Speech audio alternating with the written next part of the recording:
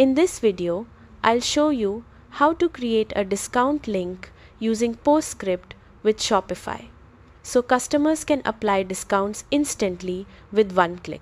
Start by opening your browser and logging into your Postscript account, either with your email and password or directly through your connected Shopify store.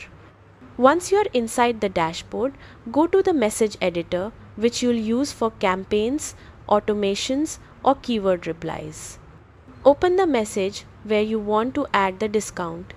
In the editor, look toward the bottom right corner and click the % icon. This is the discount tool.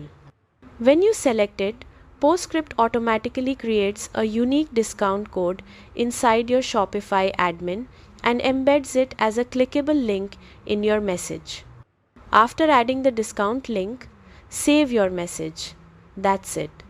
When customers receive the SMS and click the link, the discount is automatically applied at checkout, no manual codes, no extra steps. This makes the buying experience smoother for customers and helps increase conversions. Always test the link before sending it live to make sure everything works perfectly. Happy selling!